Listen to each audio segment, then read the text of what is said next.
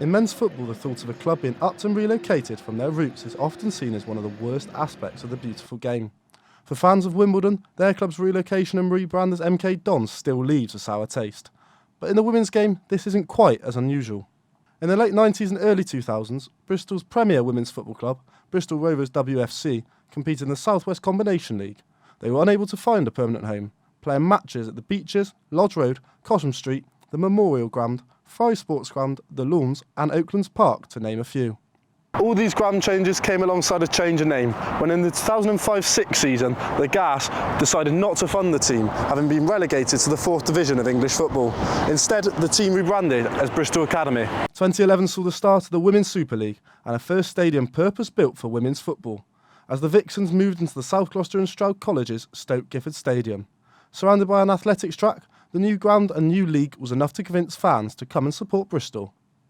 Somebody in my friendship group must have said, you know, there's this new Women's Super League starting up, and this was in the first season that it was being marketed. So they're obviously making some efforts to reach out to people.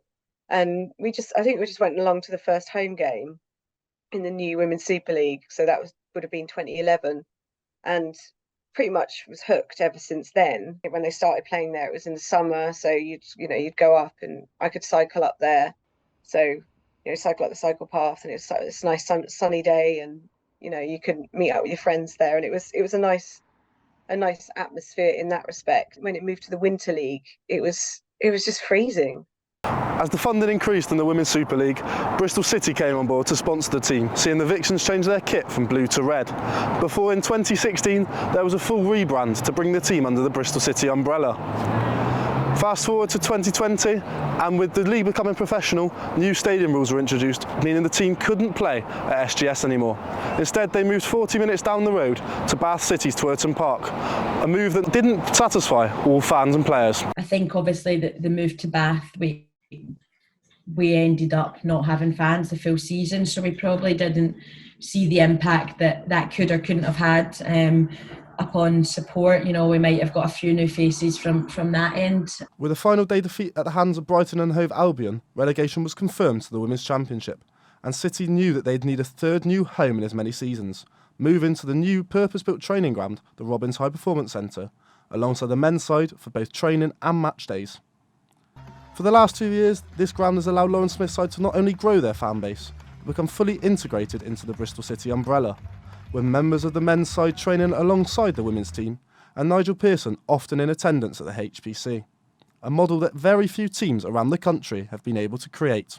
Like, a lot of clubs say that they're one club, but I can genuinely say that this is even though we don't share a dining room, we share a gym, we share pitches, we train side by side sometimes. It's one of them things where we'll walk past each other in the corridor, we'll say morning, we'll ask about each other's day. They genuinely care about us, and we obviously genuinely care about them.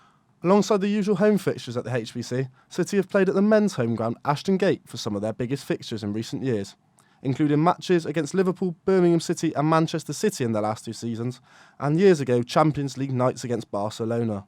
While that has led to record crowds, for a number of fans and players, it still doesn't quite feel like home. There's this geographer called Doreen Massey who talks about transforming spaces into places, and I think by that you take a space and you kind of make it your own place. Essentially, whatever you put flags up, you put banners up in particular places, you stand in a particular place every week, and I think we've done that quite successfully at the RHPC, and we didn't actually manage to do that at SGS.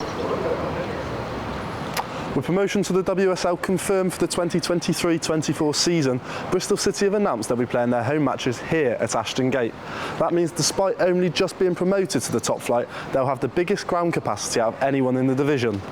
But General Manager Grace Williams is one of many working hard behind the scenes to find a way that the Robins can harness the atmosphere and crowd they've grown at the Robins High Performance Centre and transition it to BS3. We have outgrown the HPC show pitch, right? We're bringing in, we played Man City here, there was 1,300 people here. For me, it was a lovely weather, so great, people can stand around the pitch, but if it's not a nice weather, we haven't got anywhere for them to go and look after. I love playing at HPC. It's a brilliant atmosphere. I know you come to the games, and even when you've got a smaller crowd, you can really hear them, and it's a lovely place to come and visit. But realistically, it is a training ground, and I think we should be proud that we are outgrowing it. You know, attendances are growing, demand is growing, broadcast is growing, and unfortunately it just doesn't fit. So with that, we have to look at other opportunities as to where we can play. Of course, Ashton Gate's on our door. We need to just decide if that's the right for us and what we want to do as a club. Obviously, look, we've got our Rover neighbours over the side that is quite a decent size, nice stadium, but unfortunately we're not going to be playing at Rovers, as I'm sure that's mutually considered. Yeah, you almost need like a middle ground in the middle, right? We don't want to go out to Bath and Western, places like that, because although they've got some good stadiums, some good facilities that we can utilise, we've really connected with our fans at the HPC. While City will continue training at the High Performance Centre, while season tickets for their return to the top flight are currently selling at a record rate, the only thing that remains to be seen is how the Robins will face up against some of the biggest teams in Europe and some of women's football's biggest names. The season gets underway in the last week of September, so City boss Smith and General Manager Williams will have plenty of time to prepare a side that will be able to consolidate their position in the league, continuing the rebuild that they've worked so hard to begin.